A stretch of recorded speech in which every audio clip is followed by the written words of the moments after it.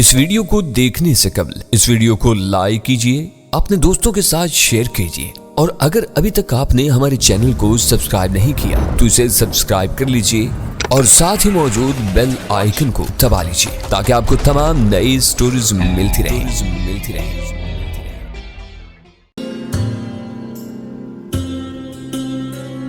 اب کس نمبر 464 ملاحظہ فرمائیں۔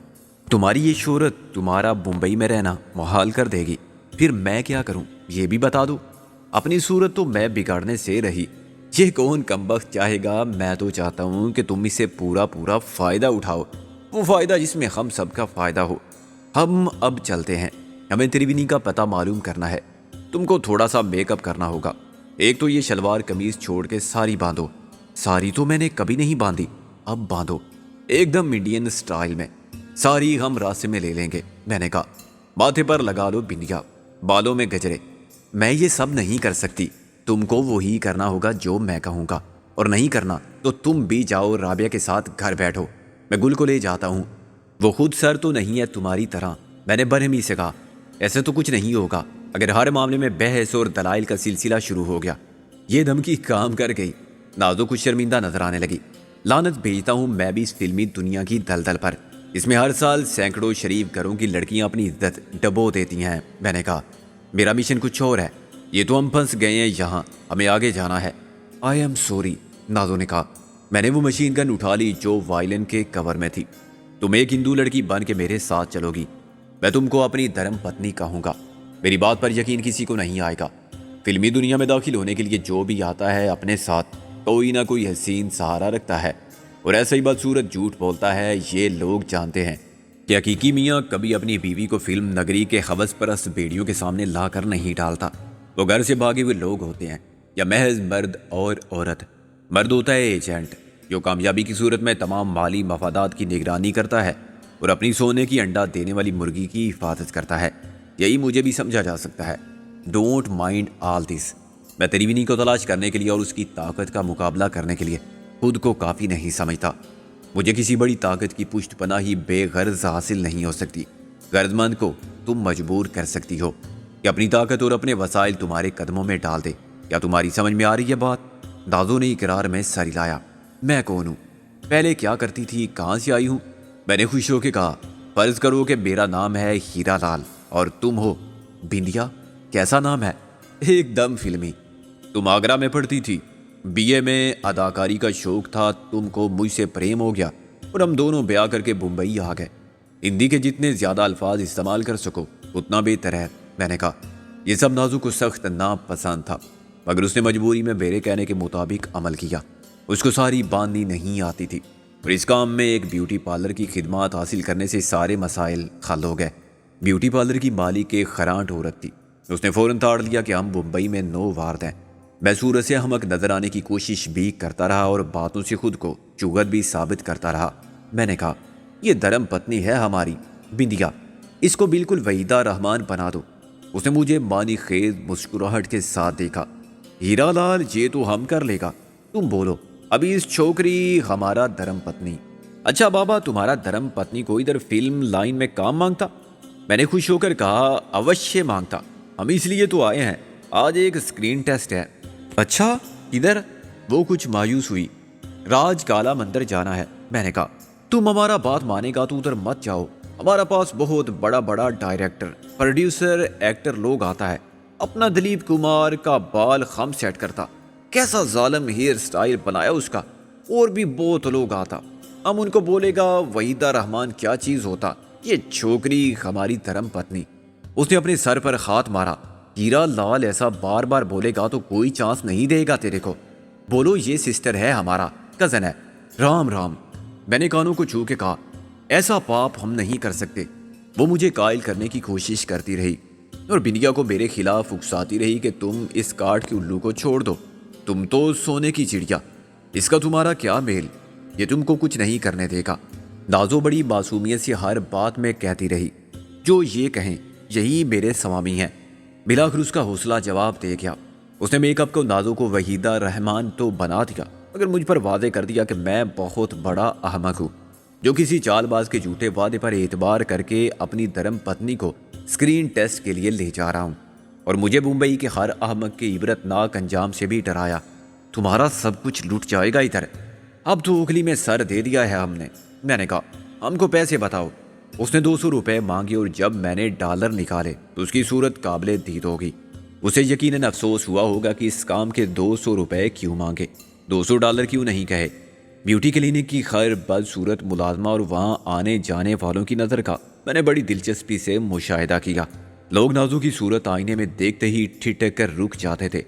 جب میں اس کے ساتھ باہر نکلا تب بھی یہ رد عمل مختلف نہ تھا۔ ساری اور بیک اپنے بلا مبالغہ نازو کے حسن میں بیشر کی ساری فتنہ گری کے اسباب پیدا کر دیے تھے۔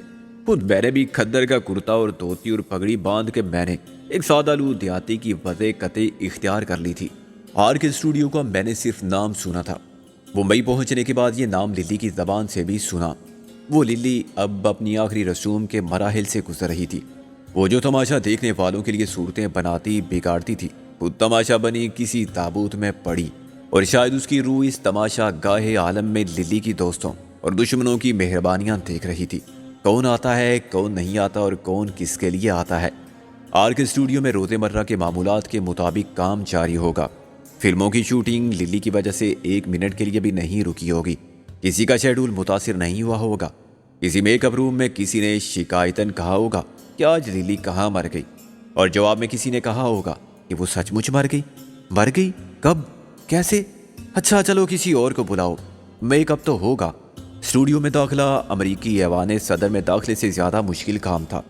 مسلح گور کے جو صورت سے پیشہ ور قاتل نظر آتے تھے اور ہر آنے جانے والے کو مشکوک نظروں سے دیکھتے تھے، بار بار گیٹ کھولتے تھے تو راستہ صاف کراتے ہوئے بہت شور مچاتے تھے۔ مشتاقان دید کا اجتماع الگ تھا، جو اندر سے آنے والی خیر کار میں راج کپور یا ششی کپور کو دیکھنا چاہتے تھے، یا کسی بھی نامور ہیروین کو۔ فلم میں کام تلاش کرنے اور مقدر آزمانے کے شوقین لڑکے لڑکیاں الگ تھے، جو مختلف فیلوں خوالوں سے منت سماجت سے یا زر اور زور سے اندر داخلے کی اجازت چاہتے تھے۔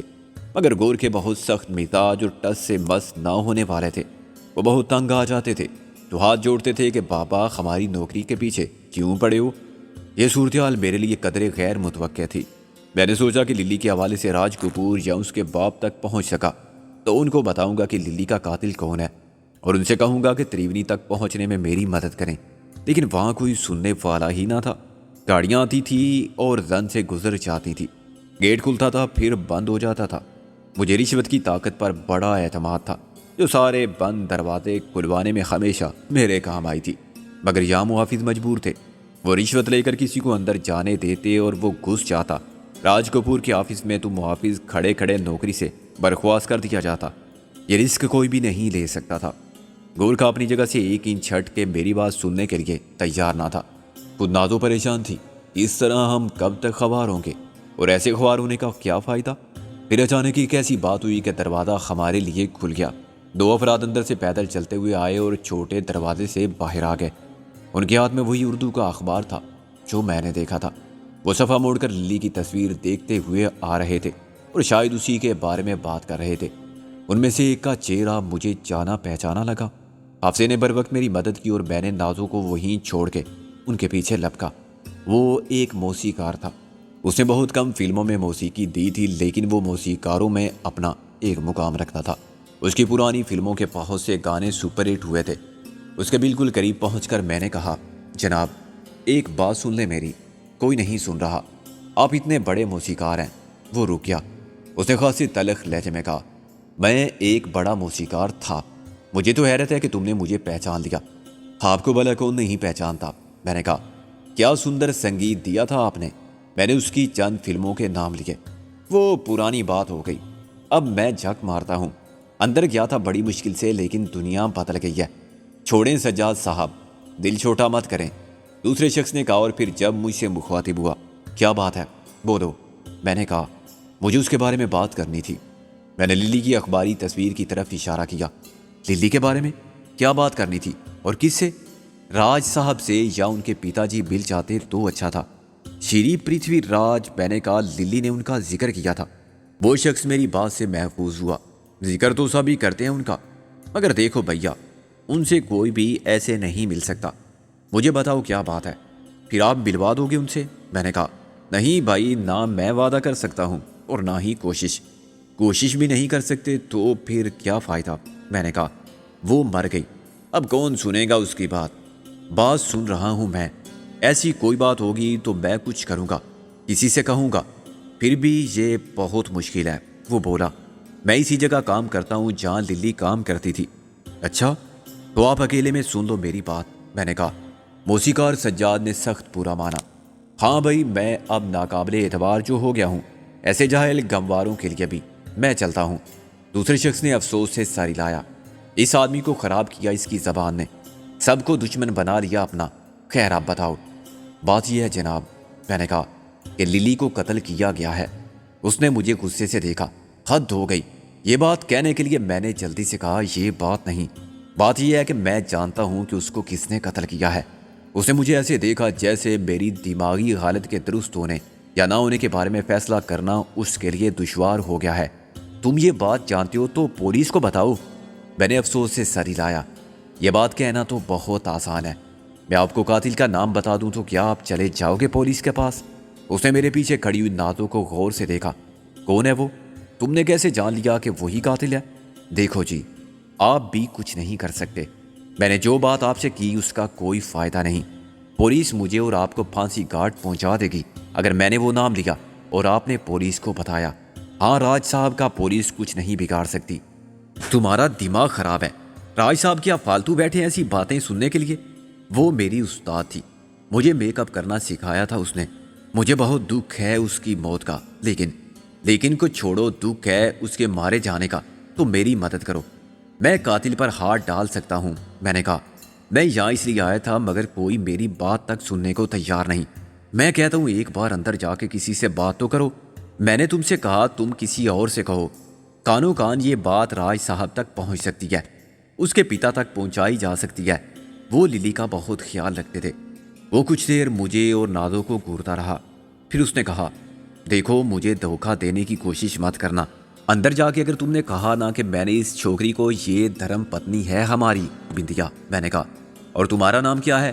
ہیرا لال، میں نے کہا، اگر میں اندر جا کے کہوں کہ اس کو چانس دلوانے کے لیے جھوٹ بولا تھا میں نے، تو مجھے جوتے لگوا کے باہر کرا دینا۔ وہ کچھ دیر سوچتا رہا، پھر چھوٹے دروازے سے گزر کر اندر گیا۔ اس نے گیٹ کے اندر بنے ہوئے کمرے میں جا کے کسی سے بات کی اور چند منٹ کے بعد باہر آ کے مجھے اشارہ کیا کہ میں چھوٹے گیٹ سے گزر کر آ جاؤں۔ اس نے گورکھا چوکیدار کو بھی ہاتھ کے اشارے سے کہا کہ آنے دو۔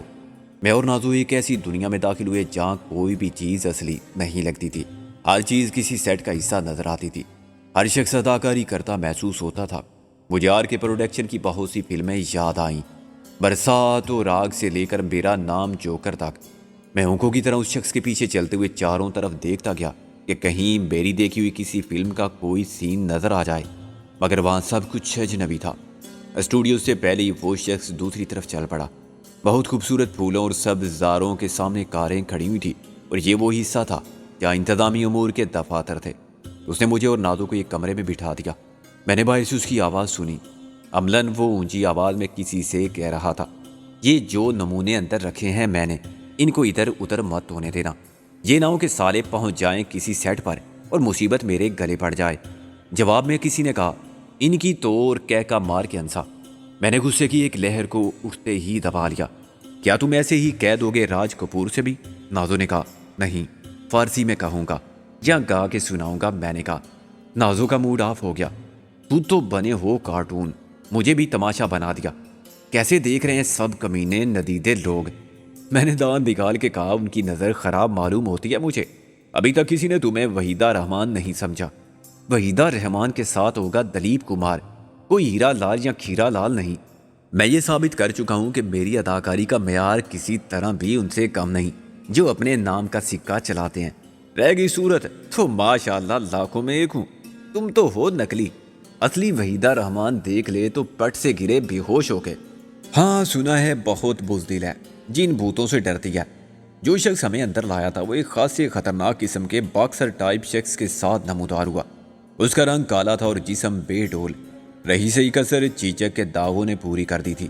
سگریٹ کا دھواں نتنوں سے خارج کرتے ہوئے اس نے میرا اور نازو کا ایسے جائزہ لیا جیسے تفتیش کا آغاز کرنے سے پہلے تھانے دار ملزم کو دیکھتے ہیں کہ اس پر کتنی محنت درکار ہوگی۔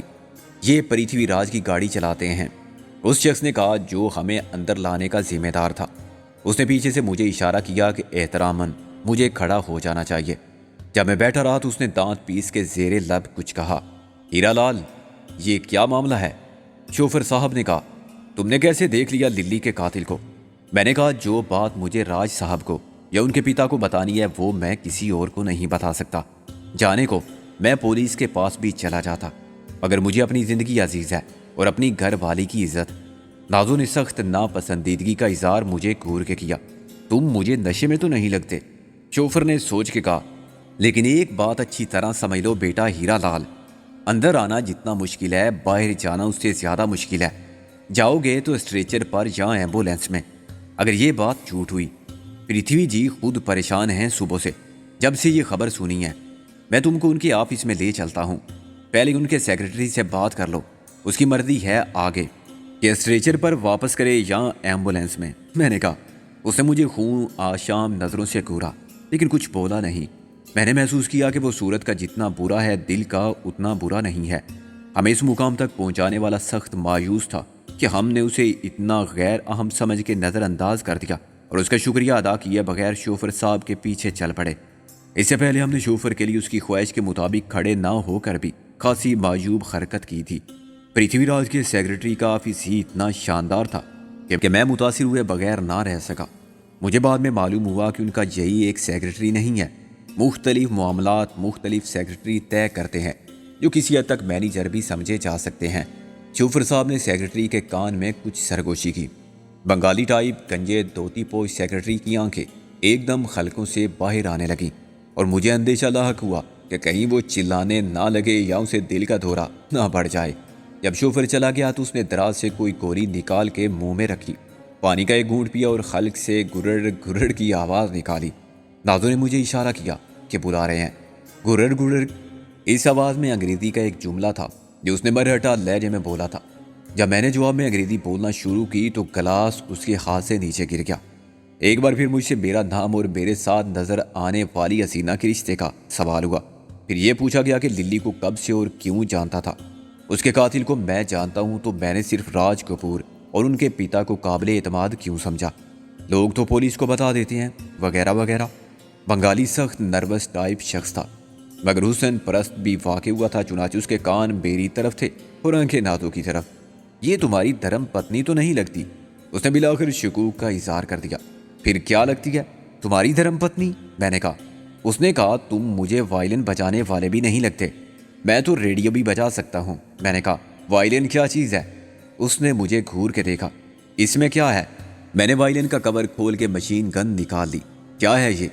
بنگالی سیکرٹری نے ایک چیخ ماری جو پرانے کالے انجن جیسی تھی۔ وہ کھڑا ہو کے تھر تھر کانپنے لگا، کچھ غصے سے کچھ خوف سے۔ پھر اس نے ان سب پر چلانا شروع کیا جو آنکھوں کے اندھے تھے اور مسلح قاتلوں، ڈاکوؤں اور دہشت گردوں کی جوڑی کو سیدھا اندر لے آئے تھے۔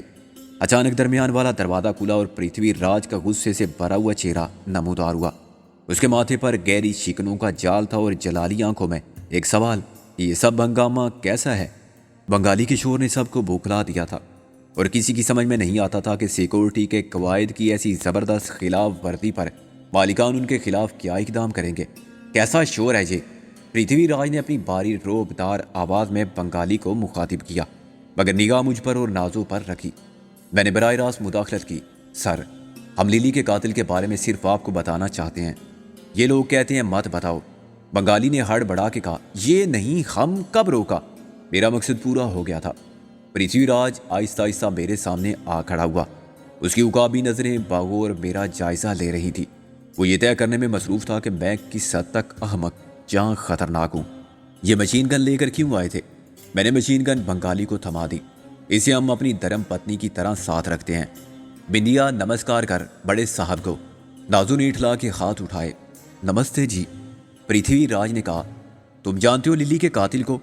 میں نے اقرار میں سر ہلایا۔ ہم اکیلے میں بتائیں گے آپ کو۔ پرتھوی راج نے کہا، ان کی تلاشی لو اور اندر بھیج دو۔ پھر وہ میری طرف پلٹا۔ 10 منٹ بعد بنگالی نے مشین گن کو ایک ہاتھ سے ایسے پکڑ رکھا تھا جیسے وہ خود بخود چل جائے گی۔ لاؤ ہم اسے بند کر دیں، میں نے کہا۔ واپس پنجرے میں۔ پنجرے کا بچہ، شوفر نے گھرا کے کہا اور کور مجھ سے چھین لیا۔ پھر اس نے میری تلاشی یوں لی کہ صرف جسم کے اندرونی اعضاء نہیں دیکھے، وقت ہوتا تو وہ میرا ایکس رے بھی کراتا کہ کہیں میں دستی بم نگل کے تو نہیں آ گیا ہوں جو میرے اندر جاتے ہی پھٹ جائے۔ نازو کی تلاشی لیتے ہوئے اس نے خاصی بدماشی کی، مگر میں نے نازو کو بھی مشتعل نہ ہونے کا اشارہ کر دیا تھا۔ شوفر صاحب ہی ہمیں اندر لائے تھے اور ایک طرح سے حفاظتی انتظامات میں ایسی سنگین کوتاہی کے ملزم ثابت ہوئے تھے۔ 10 منٹ کے بعد میں نے راج کپور کو باہر آتے دیکھا۔ وہ ہمارے پاس سے گزرتے گزرتے رک گیا۔ اس کی نظر نازو پر جم گئی تھی۔ یہ کون ہے؟ وہ بولا۔ کیا اسے بلایا تھا میں نے؟ بنگالی نے نفی میں سر ہلایا۔ نہیں سر، یہ تو کسی اور نے بلایا تھا۔ کوئی ٹیسٹ وغیرہ لیا؟ یہ ہماری دھرم پتنی ہے سرکار بندیا، اور ہم ہیں ہیرا لال، میں نے کہا۔ اسی وقت بزر بجا اور ہمیں اندر طلب کر لیا گیا۔ میں سمجھ گیا تھا کہ راج کپور کس چکر میں پڑ گیا ہے۔ اس نے معمولی لڑکیوں کی ہیروئن بنا کے راتوں رات فرش سے عرش پر پہنچا دیا تھا، اور یہاں نازو کے روپ میں اس کے سامنے ایک غیر معمولی حسن کی مالک لڑکی کھڑی ہوئی تھی۔ راج کپور کی نظر یقیناً اسے اپنی اگلی فلم کے مرکزی کردار کے لیے منتخب کر چکی تھی۔ ہماری طرف سے کسی درخواست کے بغیر پرتھوی راج کے سامنے بیٹھتے ہی میں نے حماقت کا وہ نقاب اتار دیا جو میرے چہرے پر نظر آتا تھا۔ میں نے کہا، بات یہ ہے سر کہ میں ممبئی میں نووارد ہوں۔ مجھے یہاں کوئی بھی نہیں جانتا تھا سوائے للی کے۔ اس سے میری ملاقات اتفاقیہ ہوئی تھی۔ وہ طرز کھا کے ہمیں اپنے گھر لے گئی تھی اور ہم اس کے گھر میں صرف ایک رات رہے، اور اسی رات للی قتل ہو گئی۔ پرتھوی راج نے کہا، جی یہ سب ہمارے سامنے ہوا۔ میں نے کہا، ہم نے سب کچھ دیکھا مگر ہم اس کی مدد نہیں کر سکتے تھے۔ ہم بہت ڈرے ہوئے تھے اور بیڈ کے نیچے گھس گئے تھے۔ ہمیں ڈر تھا کہ انہوں نے ہمارے سانس لینے کی آواز بھی سن لی تو وہ ہمیں بھی قتل کر دیں گے۔ وہ کون؟ وہ 4 آدمی تھے۔ ان میں سے ایک کا نام ہی سنا ہم نے۔ للی کا اسی سے جھگڑا ہو رہا تھا۔ اس کا نام تریونی تھا۔ پرتھوی راج ایک دم سنبھل کے بیٹھ گیا۔ تریونی؟ بھولیا بتاؤ اس کا۔ میں نے خاصی کوشش کی اور کم سے کم الفاظ میں تریونی کی تصویر پیش کر دی۔ پرتھوی راج سر ہلاتا رہا۔ میں اسے قائل کرنے میں کامیاب ہو گیا تھا۔ ہیرا لال، تم نے جھگڑے کی وجہ بھی سنی ہوگی، میں نے کہا۔ وہ للی سے کسی کا پتہ پوچھ رہے تھے۔ تریونی بار بار کہہ رہا تھا کہ ان دونوں کو تو نے چھپا کے رکھا تھا، تو ان کو اپنے ساتھ لے کر آئی تھی۔ سچ سچ بتا دے وہ کہاں گئے۔ للی نے بہت کہا کہ مجھے نہیں معلوم، لیکن اس نے اعتبار نہیں کیا۔ اس کے ساتھ آنے والا دوسرا آدمی بھی یہی سوال کرتا رہا۔ للی کے انکار پر باقی 2 نے اسے مارا، بہت ظلم کیا اس کے سر پر۔ میں نہیں بتا سکتا کہ اس وقت میری کیا حالت تھی۔ یہ مشین گن اس وقت میرے پاس نہیں تھی، ورنہ میں انہیں بھون دیتا۔ پرتھوی راج کی نظریں مجھ پر جمی رہیں۔ یہ مشین گن کہاں سے حاصل کی تم نے؟ میں نے خریدی تھی سر، میں نے کہا۔ کیوں؟ اسے چلا بھی سکتے ہو؟ وہ حیران ہو کے بولا۔ میں نے کہا، ایسے ہی تو نہیں اٹھائے پھر رہا ہوں اسے، آپ نشانہ آزما لو۔ اس نے کہا، یہ بازار میں ملنے والی چیز تو نہیں ہے اور آسانی سے ملتی بھی نہیں۔ سچ بتاؤ یہ کیا چکر ہے؟ تم اسے کس کے خلاف استعمال کرنا چاہتے ہو؟ میں نے کہا، سر یہ بہت لمبی کہانی ہے، آپ رہنے دیں اسے۔ یوں سمجھ لیں کہ میرا کوئی دشمن ہے یہاں، ابھی میں اسے تلاش کر رہا ہوں۔ جس دن بھی مجھے ملا میں اس کو مار دوں گا۔ میں نے اپنی ساری زمین بیچ دی، مکان بیچ دیا اور یہ چیز لے لی۔ آخر کون ہے وہ؟ کیا بگاڑا ہے اس نے تمہارا؟ یہ پوچھیں سرکار کہ کیا چھوڑا ہے اس نے میرا؟ وہ ایک راکشس ہے۔ وہ میری بہن کو اغوا کر کے لے گیا۔ مجھے پتا چلا کہ وہ ممبئی میں ہے۔ یہاں آنے سے پہلے ہی مجھے اپنی بہن کا ایک پیغام ملا کہ اسے کسی بردہ فروشوں کے ایجنٹ نے اغوا کیا تھا۔ اس کے ساتھ کچھ اور لڑکیاں بھی ہیں۔ ان سب کی عزت پہلے یہاں لوٹی گئی۔ معلوم نہیں ان کو کس کس سیٹ کے پاس بھیجا گیا، لیکن بعد میں انہیں باہر لے جا کر بیچنے کے لیے ایک اور بدماش کے حوالے کر دیا گیا۔ اس کا نام ہے فروش، صرف فروش۔ ان کو کسی لانچ پر اکٹھا کر کے باہر بھیجا جا رہا تھا۔ لانچ کا نام بھی معلوم ہے مجھے، بھانومتی۔ پرتھوی راج ایک دم چونکا۔ یہ کس نے بتایا؟ اسی پیغام میں سب کچھ تھا۔ کون لایا تھا وہ پیغام اور کیسے؟ مجھے نہیں معلوم، بس مجھے ایک خط ملا ڈاک سے۔ اس میں لکھا تھا کہ میں نے یہ باتیں اور تمہارا پتہ ایک شخص کو بتا دیا ہے اور اس سے کہا ہے کہ خط میں لکھ دے۔ ظاہر اسے بڑی مشکل سے بات کرنے کا موقع ملا ہوگا۔ وہ خود تو نہ خط لکھ سکتی تھی اور نہ مجھے بھیج سکتی تھی۔ جس شخص سے بھی اس کی بات ہوئی وہ تھا نیک آدمی۔ اس نے اپنا وعدہ پورا کیا اور مجھے خط ڈال دیا۔ بس اس کے بعد میں روانہ ہو گیا۔ مجھے معلوم ہوا کہ وہ لانچ گئی ہوئی ہے۔ اب مجھے اسی کی واپسی کا انتظار ہے۔ پرتھوی راج نے آگے جھک کر کہا، کیا تم اخبار نہیں پڑھتے؟ میں نے کہا نہیں، 2 دن سے ویسے بھی میں سفر میں تھا۔ ایک جگہ میں نے دیکھا کہ للی کی گاڑی خراب ہو گئی۔ میرے دھکا لگانے سے گاڑی سٹارٹ ہو گئی۔ للی نے ہمیں بٹھا لیا اور راستے میں پوچھا کہ کہاں جاؤ گے؟ میں نے کہہ دیا کہ ابھی تو کوئی جگہ نہیں، کہیں بھی اتار دو، وقت ہی گزارنا ہے۔ دن گزاریں گے بندرگاہ کے علاقے میں، رات کو کہیں پڑھ کے سو جائیں گے۔ اس نے کہا کہ بے وقوف، اپنا نہیں تو اپنی بیوی کا ہی خیال کرو، اسے بھی فٹ پاتھ پر سلاؤ گے یا کسی پارک میں؟ اول تو کوئی سونے نہیں دے گا، اور کسی نے سونے دیا تو اسے اٹھا لیا جائے گا اور تم کبھی نہیں اٹھو گے۔ بس جناب، اس نے ہمیں اپنے فلیٹ میں رہنے کو کہا۔ پرتھوی راج نے گہری لمبی سانس لی۔ She was a good woman. خیر مجھے بتاؤ کہ تریونی کے ساتھ جو لوگ آئے تھے ان سب کو پہچان سکتے ہو تم؟ کسی کا نام سنا ہو تو یاد کرو۔ میں نے نفی میں سر ہلایا۔ نام تو بس ایک ہی سنا تھا۔ ہاں ایک نام اور تھا، کملا کا۔ وہ تریونی کی بیٹی ہے۔ تریونی نے کہا تھا کہ میں اپنی پاگل بیٹی کی وجہ سے مجبور ہوں، باقی لوگوں کو میں صورت سے پہچان لوں گا سامنے آتے ہی۔ وہ سب شیطان تھے، انہوں نے بہت ظلم کیا للی پر۔ یہ کس وقت کی بات ہے؟ میں نے کہا رات 11-12 بجے کے بعد آئے تھے اور صبح 3-4 بجے گئے ہوں گے۔ ان کے جاتے ہی ہم نے بھی اپنی جان بچا کے نکل جانا بہتر سمجھا۔ یہ سب بات میری سمجھ میں آتی ہے۔ ایک تو میں تریونی اور کملا کے درمیان دشمنی کا سبب سمجھنے سے قاصر ہوں۔ پرتھوی راج نے کہا للی نے کسے پناہ دی تھی اور کیوں؟ اور اگر وہ تریونی کے دشمن تھے تو للی کا ان سے کیا تعلق؟ اسے معلوم ہوتا کچھ تو وہ ضرور بتا دیتی، کیوں چھپاتی وہ؟ ایک بات اور بتاؤ، یہ تم میرے پاس کیسے پہنچ گئے؟ میں نے کہا للی نے آپ کی بہت تعریف کی تھی، اس نے سب بتایا تھا کہ آپ اس کا کتنا خیال رکھتے ہیں۔ مجھے یہ معلوم تھا کہ آپ بہت بڑے آدمی ہیں، آپ میری مدد کر سکتے ہیں۔ تمہاری کیا مدد کر سکتا ہوں میں؟ سر ہم پولیس کے سامنے بیان نہیں دے سکتے، وہ ہمیں بھی پکڑ لیں گے۔ تریونی کا کچھ نہیں بگڑے گا، وہ مجھے مروا دے گا، میری یہ مشین گن بھی ضبط ہو جائے گی، اس سے بہت کام لینا ہے مجھے۔ پرتھوی راج نے کہا تم فکر مت کرو، پولیس کمشنر سے میں خود بات کر لیتا ہوں، تمہاری حفاظت کی جائے گی۔ تم بے خوف ہو کے بیان دو، پولیس تم کو سب کی صورت دکھا دے گی۔ میں نے انکار میں سر ہلایا۔ میں کوئی بیان نہیں دوں گا پولیس کے سامنے سر۔ مجھے تو آپ تریونی کا پتہ بتا دیں اور اس کے پاس پہنچانے کے لیے کسی کو ساتھ کر سکتے ہیں تو اس سے ملوا دیں۔ بدماشی کا مقابلہ قانون سے نہیں کیا جا سکتا۔ تو تم کیا کرو گے؟ میں خود نمٹ لوں گا اس سے۔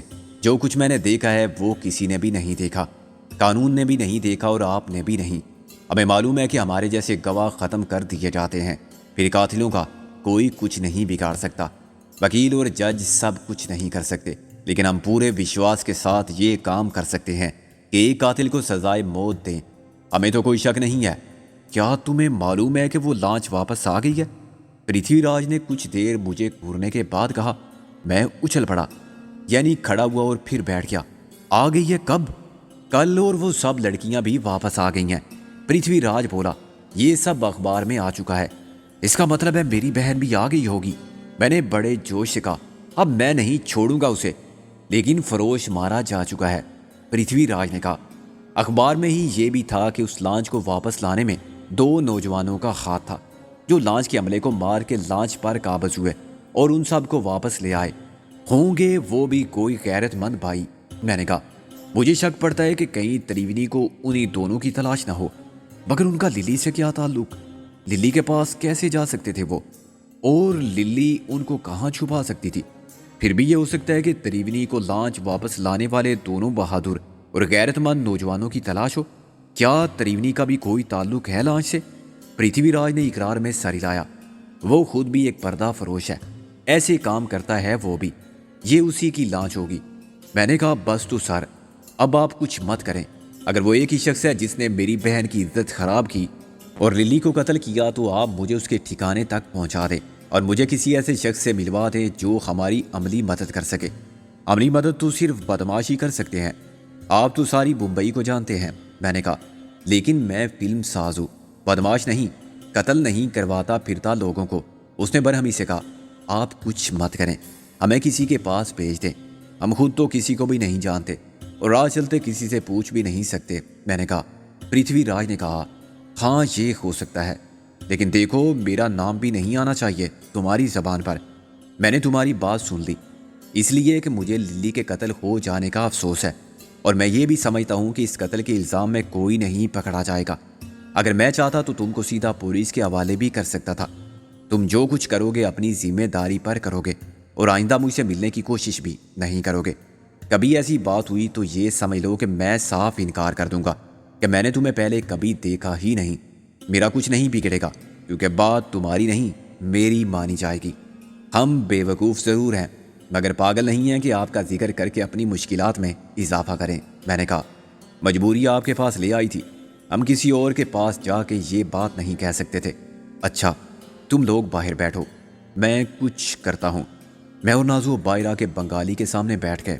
اس نے مشین گن کو غلاف پہنا کے کافی دور رکھ دیا تھا، مگر اس کی نظر بار بار ادھر جاتی تھی، یوں جیسے وہاں کوئی پاگل کتا بیٹھا ہے جو اس کے غافل ہوتے ہی اسے کاٹ ڈالے گا۔ اس نے مجھے اور نازو کو بڑے دکھی دل کے ساتھ دیکھا۔ میری طرف سے وہ اس لیے دکھی تھا کہ میں بیک وقت قتل عام کے دور اسباب رکھتا تھا، ایک حسینہ طرح دار اور ایک خطرناک مشین گن۔ نازو سے اس کو شاید یہ شکایت ہوگی کہ اس نے کیسے چگت کے ہاتھوں میں اپنی قسمت کی باغ ڈور دے دی، جو اسے کچھ بھی نہیں دے سکتا سوائے خواری کے۔ میں نے اس کے سامنے بیٹھ کے کہا، بابا ذرا چائے تو منگواؤ ہمارے لیے، ڈبل ملائی۔ اس نے ایک فون کا ریسیور نیچے پٹک دیا۔ رانگ نمبر سالہ، پھر رانگ نمبر، اور تم سالہ کیا ہم کو بابو بولتا؟ بابو بولو ہم کو، ہم سالہ کیا فرینڈ ہے تمہارا کہ چائے منگوائے گا؟ وہ پرتھوی راج نے کہا تھا کہ باہر بیٹھ کے چائے پیو، ابھی وہ پھر بلائیں گے ہمیں۔ بنگالی نے خون کا گھونٹ پی کے مجھے دیکھا۔ اسی وقت نازو نے منمنا کے کہا، سنو جی، بھوک بھی لگی ہے مجھے، تم پوچھ لو فون کر کے۔ میں نے کہا، بنگالی کے لیے یہ ناممکن تھا کہ وہ فون پر کچھ معلوم کر سکتا۔ اس نے مجبوراً چائے اور بسکٹ لانے کا آرڈر دے دیا۔ پھر اس نے سر پر ہاتھ مارا۔ ابھی ہم میں ایک بات بھول گیا، ہمارا مغز خراب ہو گیا۔ کیا پہلے ٹھیک تھا تمہارا مغز؟ میں نے کہا، اور تم کو کیا معلوم کہ مغز تھا بھی یا نہیں؟